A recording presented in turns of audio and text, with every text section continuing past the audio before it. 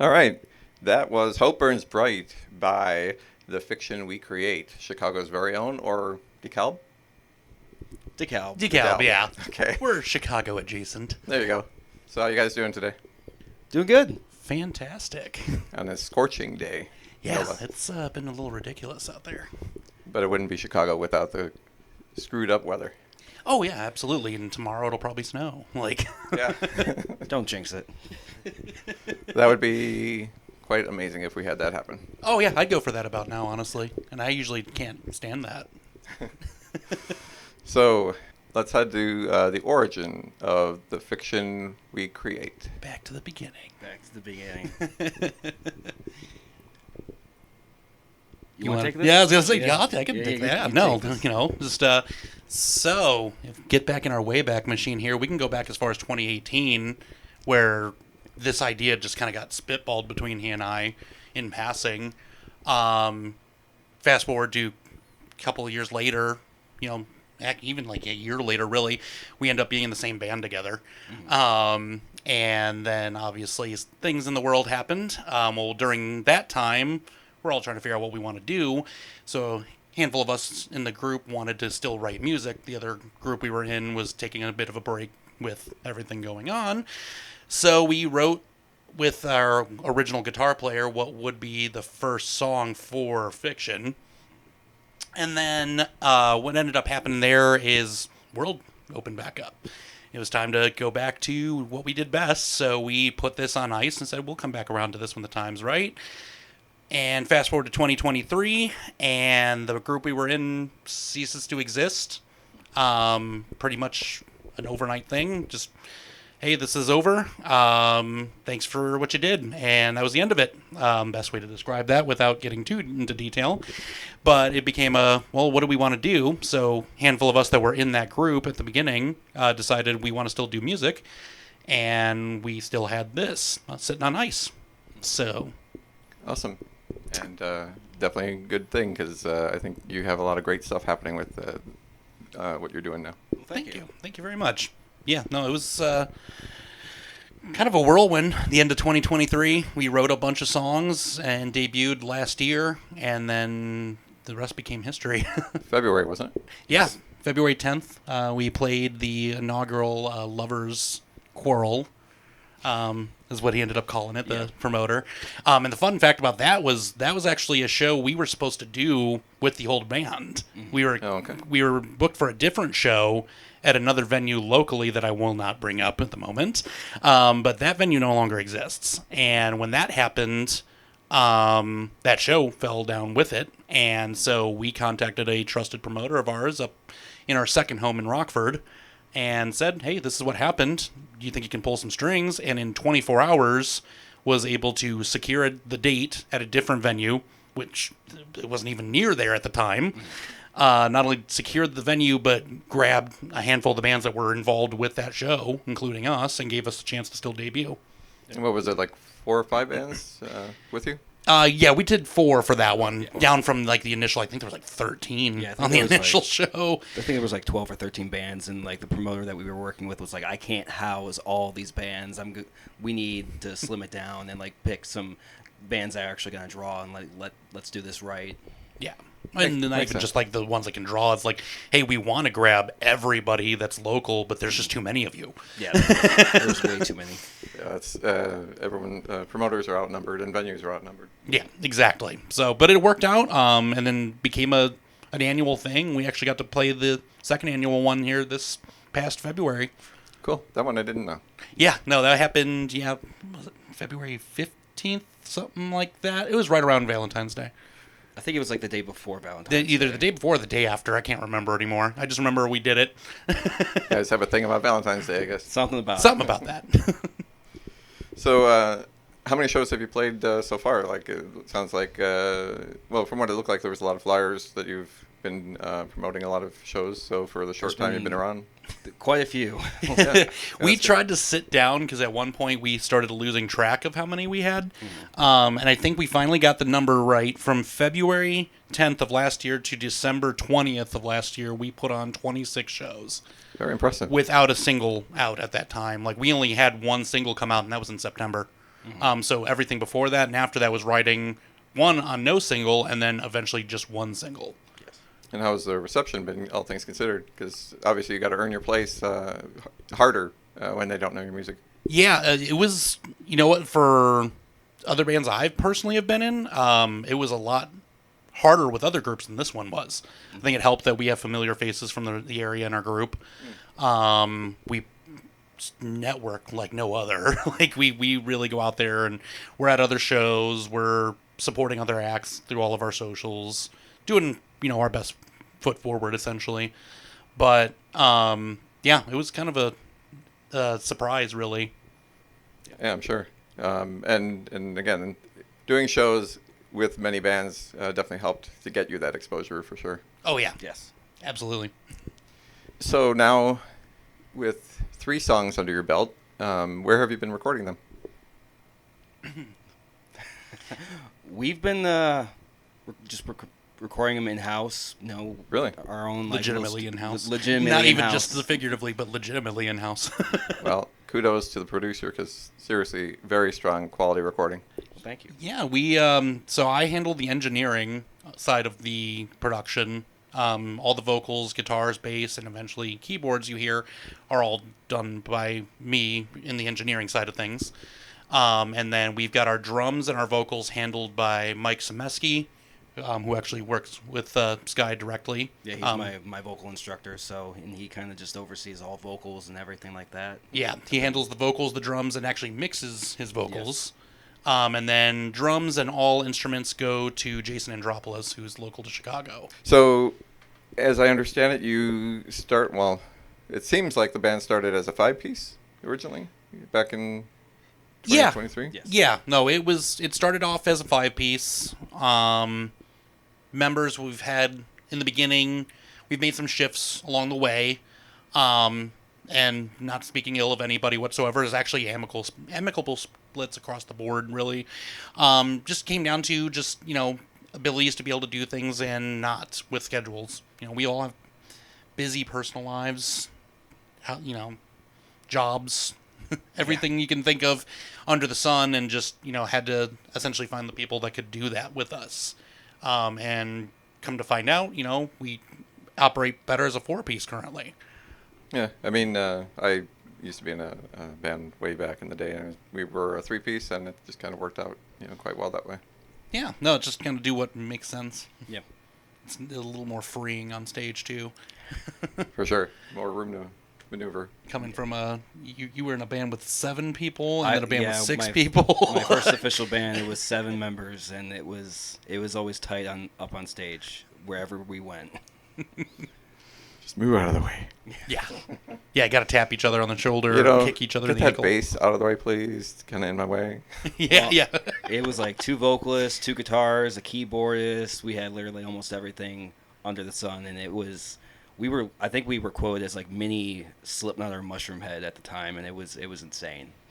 Sounds it, yeah. Yep, I know that pain. I was in a 6-piece myself, and yeah, the second you put on any type of get up other than just a t-shirt and jeans from your closet, and you have more than, you know, 4 people, you're immediately insert Slipknot, insert Mushroomhead, Yes. insert any new metal band circa 2000. For sure. Of course, again, back in my day, it was just come as you are. Yep. So, do we want to talk a little bit about each member of the band, like when the current lineup of the band and how they came to be and all that kind of good stuff? Yeah. Yeah, sure.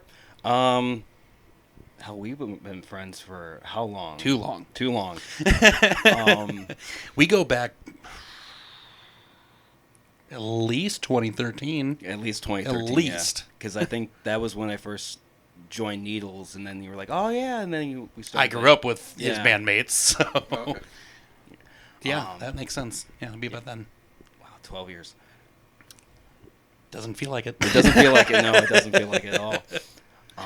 But yeah, that was my first band, like 29 Needles back in like 2013.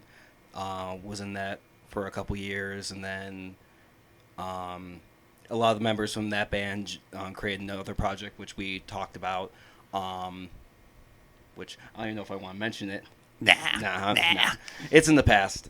And then from there, even more members of that band, end up creating the fiction we create. So it's just like a bunch of people that we've kind of grew up with and like just respected in the scene. Just like went from band to band to band, and because we knew we could work well with each other, and so that's just pretty much how these bands have just kind of prospered and just came to be. Yeah, and then lineup shifted, right about the middle of last year. Bass player that we had at the time was in one of my old projects. They live 8 hours away. How long? 8 hours away. They live down in Springfield, Missouri. That's a commitment. It's a commitment. It's a bit of a haul. It's difficult to coordinate. So parted ways amicably there. We had a couple other members we parted amicably as well. But we've got our live guitar player Mel Flowers. They've been in tons of bands locally out here. Most recently in the Waterfall King as a bass player. I don't even know if they want us to mention their old band, so we're just going to leave it at that one. That's fine. But if you've been in the area and you know Mel, you know the projects. And Mel and I actually used to have a YouTube channel and a podcast together during the lockdowns. So we did that. Very cool. And then our drummer, funny enough, ended up being a friend/fan of our band. Just came out he was just at our shows all the time supporting, and this was even in the old band that remains to be unnamed. Like we got the Voldemort of band names here. He's still a fan of that band too. Yeah, still a fan of the old band. Like talks about it all the time. Literally every time we get together, he talks about it. But James showed an interest when things needed to shift. And came in at a really good time. A really difficult time, too, though, because we, again, didn't have any recordings for anything. So all he had to go off of was the muscle memory of seeing us live and just listening to scratch tracks, and kind of had to come up with his own thing. Yeah, and the drumming was actually pretty impressive as well. Again, a very tight sound all around, but the drumming, actually, a former drummer myself, really a lot of the technical aspects to his playing really impressed me as well. Well, he's gonna love hearing that. Yeah, he's gonna be all about that. He's gonna be all about that. Yeah, he's our young buck. He's awesome. He's got at least 10 years under us in age, and it shows every day. Love him to death, though. But no, he was actually in another local band up in Rockford called Don't Think Twice. Okay. That's where he's from, and this is only his second band. Yes, only his second one. Ever. Well, he's got just enough experience, yet not enough experience to really grow with you. Yeah. No. Oh, yeah. He doesn't have enough experience. Ask him about a movie. Ask him about a video game. Ask him about a TV show. Ask him about how yesterday was. His answers will always surprise you. Yeah. If you see the gray hair I've got, it's not. I was actually fully colored and had a hairline, everything, and then we hired him. This just happened in a year. Every answer is just like, damn it, James. Again? Yeah, really? Come on, man. Really? So, when the lineup formalized, has any material been written as the four-piece at this point? We have tons. Yeah. Okay. We got tons of material. Yeah, we've got a lot of stuff that's not released yet or will be, soon enough. Mm-hmm. Well, I would imagine you do have a lot of material, obviously, to fill up a set, obviously. Yeah. So, but as far as what has been written versus what has been written now with the lineup as is? We've written, gotta think here real quick. Let's see, I think several songs. We've got, by my count, 5 songs written with the lineup as it is now. Mm-hmm. And prior to that, we had about 7, if I remember. Okay. And that could be a very off number. But just to give you an idea, and those 5 songs were written only within the last 4 months of last year. Again, impressive. And again, certainly a healthy amount of music put together in a short amount of time for a band this young. Yeah, a lot of the music that you hear, and I shouldn't even say a lot of it, the majority of what you hear, aside from a handful of things, is between he and I. Yeah. Whether it be something he comes up together in his sessions or something I've written and sent it to him, and then he goes into his sessions with his vocal coach and comes out with, hey, this is what we think the song could be. And as soon as we're like, yeah, that works, we send off a track to everyone else. Here's a click, here's a song, go for it. And then about a week, maybe a week and a half later, we get in a room together and play it for the first time. Yeah. And then decide if this is how we're going to do it or not, and make our changes, and then everyone adds their little bits of flair, and then that's how the songs get written. Yeah, I mean, again, they sound very polished, and so great work all around, and I'm definitely looking forward to the new song that comes out this week. Do you want to at least share the name right now, or? Yeah. Yeah, the next song that we have coming out, it's called More Than Scars. More Than Scars, awesome. Yeah, that one's going to be a big one in the sense of change, both sonically and just what we've envisioned for the group. This is the final shape of it. Very cool. So it's each song, each of the, well, now soon to be 4 songs is pulling out a different element of the band, basically. Exactly. Yes. Yeah. That was kind of the idea from day one. Was we wanted versatility. We wanted the ability to go on both, something like a liquid metal on one time and then an octane on another, and be able to be on both simultaneously, but still be the same band. Yeah. And it makes sense. And so... Yeah, because we have all our heavy elements because we're heavy metal people at our cores, but we love, like, accessibility and, like I'm a big pop metal fan and just pop music in general. Mm-hmm. So I add that into our music just to give that that catchiness. Yeah. So yeah, it's just all sorts of different themes and genres and into our music. But when you listen to all the songs like back to back, it's like this is actually the same band, and it's very surprising and really cool at the same time. I mean, I definitely can feel that cohesiveness between each song, and yeah, I do see that there's the different the heavier and the melodic sort of ingrained into each of them, but in the grand scheme of it all, I mean, it all captures a good essence of what the band is putting together here. Mm-hmm. So definitely looking forward to Thursday.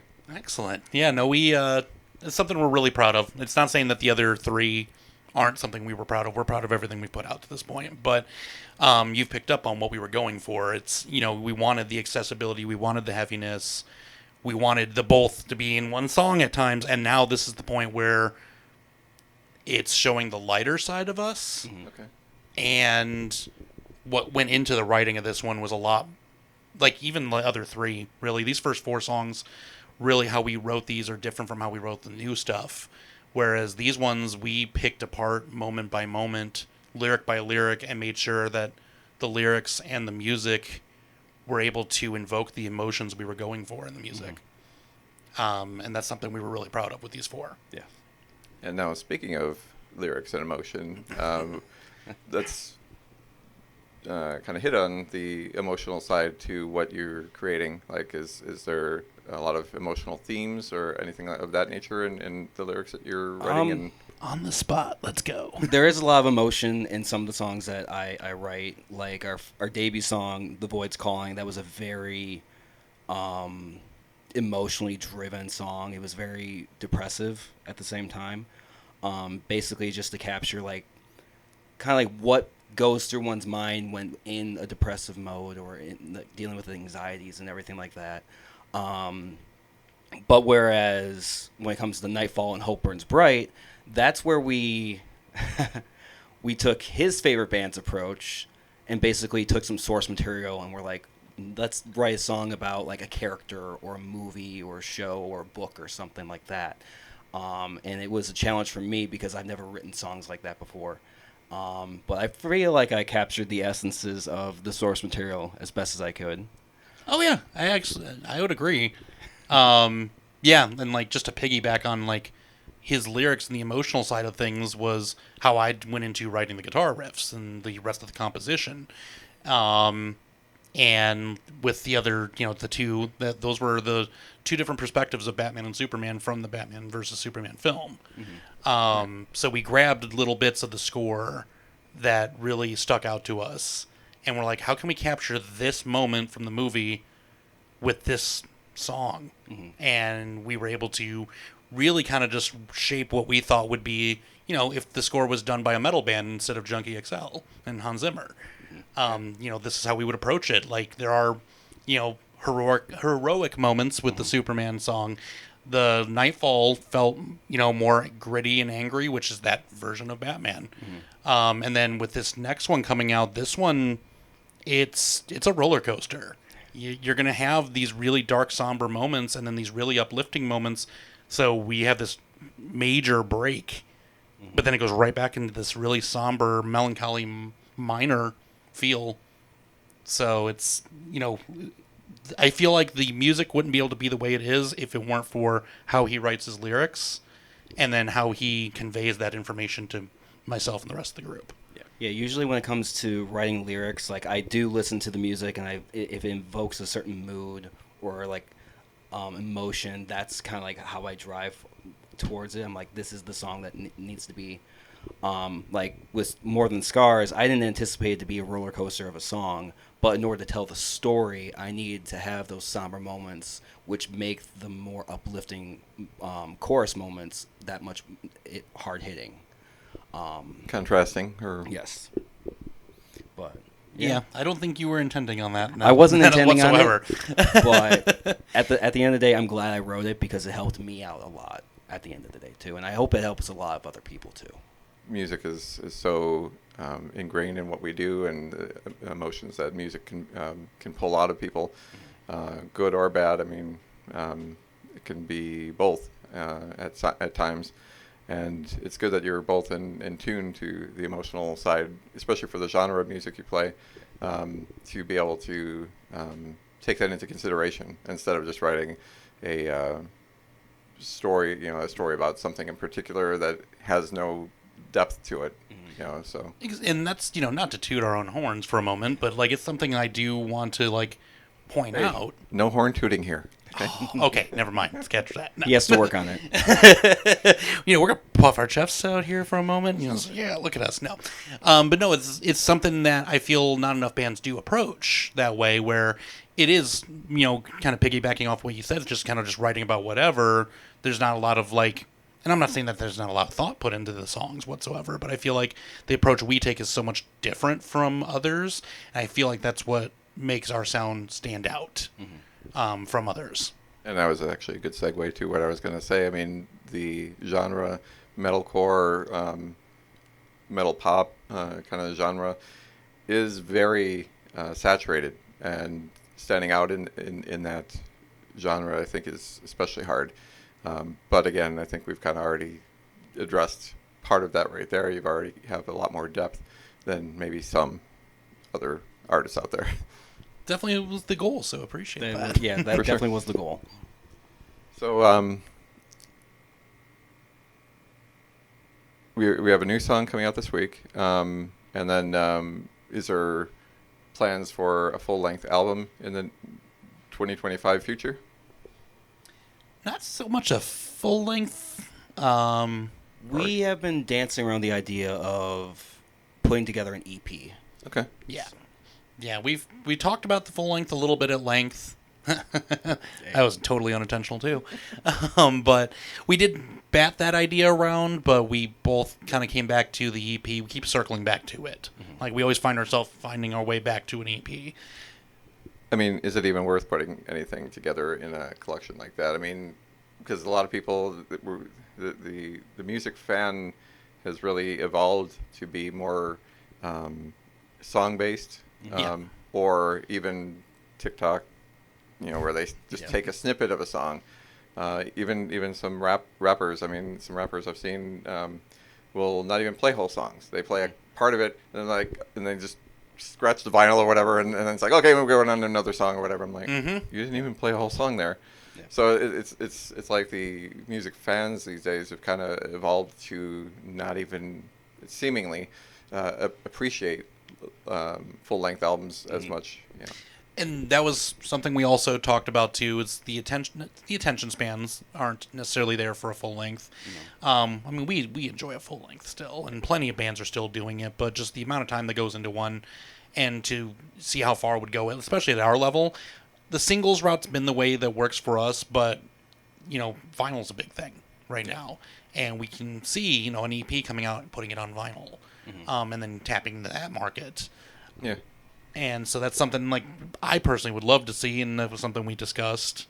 But that's something that will be more than likely starting here towards the tail end of summer, beginning of fall. We've got a bunch of shows coming up that we need to prep for. I know you have one in July and August happening, and that's about all I'm aware of right now. So if you want to segue to the live shows. Yeah, we can do that. Yeah, we can do that. So July 18th, as you already mentioned here just now, we're doing the Paranormal Rockdown up in Brooklyn, Wisconsin, at Main Street Events. That show, man, we've been on that one. I think we've been tied to that for a good year. Yeah, easily. So. Like, the fact that it's finally here is a shock. Yeah. Like, we got put on that, sometime last year. I want to say it was probably even around now. Well, I can't remember anymore. I would have to check my DMs. Yeah, you have to go back and find that. Yeah. But it's been a while of being on that one. That one's been on the books and being built up, for the better part of this last year. So it was hard to keep that one quiet. When did you officially announce it? We announced that right near the end of last year. I want to say it was about end of October, beginning of November, if memory serves me correctly.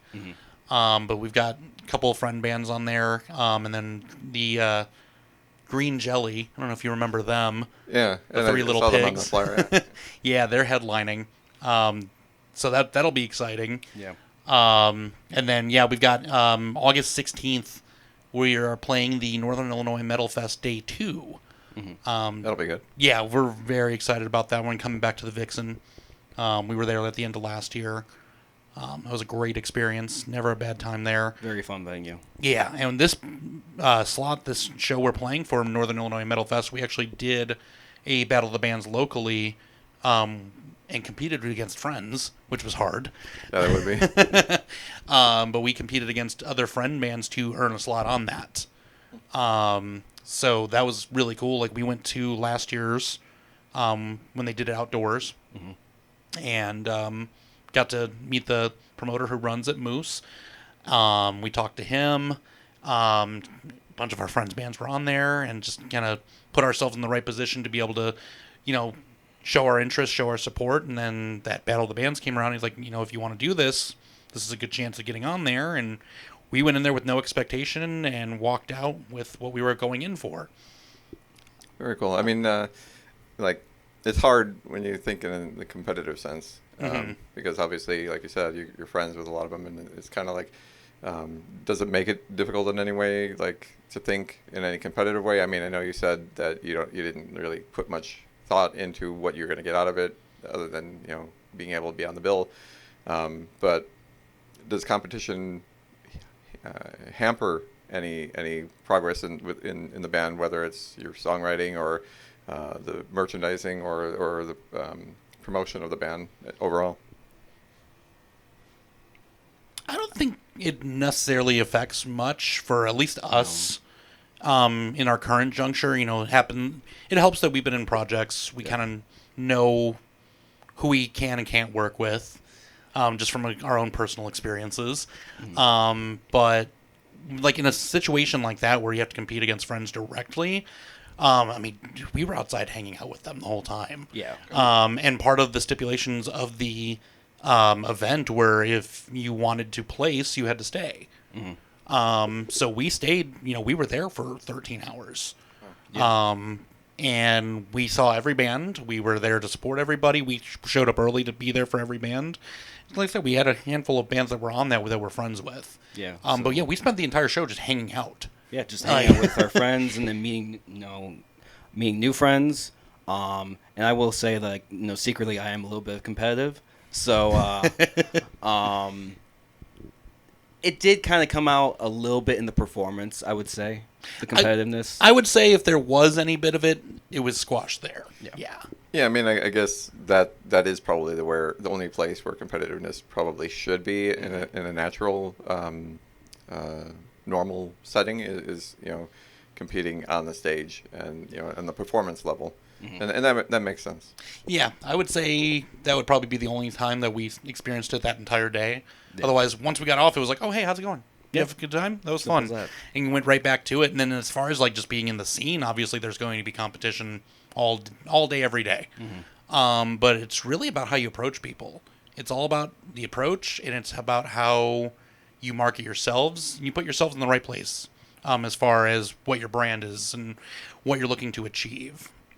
And again, with the fact that you guys have started your live presence in the accompanying with many other bands per show, helps build the friendships and the networking and again, exposure. And I think it lends itself more to the cooperative over competitive.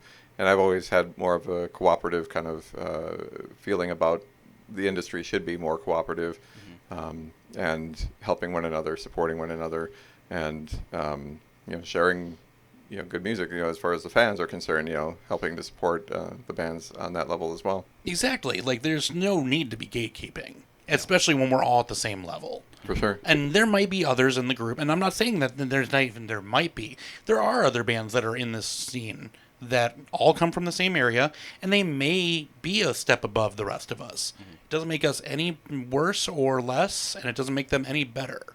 We're all a community. The more we build each other up, like, we need to be archaeologists instead of architects. That was something I just heard recently, and I loved that. And it really stuck. Interesting, yeah. Yeah, and it was used in the term of like how you write your music. And I'm just going to shamelessly plug Dan Sugarman. Why not? He knew it was coming. But no, he had a discussion not too long ago where he said that musicians should be looking at themselves as archaeologists versus architects, meaning the music that you're writing doesn't belong to you. It's something that already exists. You have to dig to find it. And then as you find it and you build it back up from the ground up, versus if you're an architect, you're just going to build on something that already exists, and then you're just going to sound like everything else. And that's how the scene should be approached as well, I feel like. Dig down, dig deep, work hard, and get yourself known. Find the right people to, surround yourself with. Find the region that works, and then just build up as a community one by one. Like, we're at each other's shows constantly. You look out there, you're going to see a handful of friends that are in other groups. And then we do the same for them, too. So I feel like that's where things can start. Instead of the competitiveness that we do see. There's no need for gatekeeping or showboating. Like, we're all still here.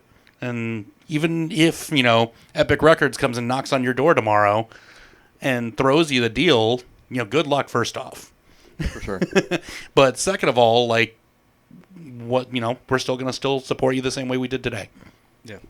And it's not to say that another label might want, one of the other bands as well. I mean, as far as any particular label kind of. Oh, yeah. And you look back at even some of these more independent labels that are run by musicians.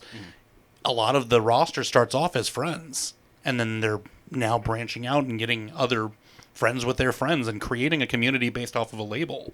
For sure, yeah. I'm sorry. Oh, no, that's just, it's cool. And, like, that can be done within a local scene, too, if you do the right things.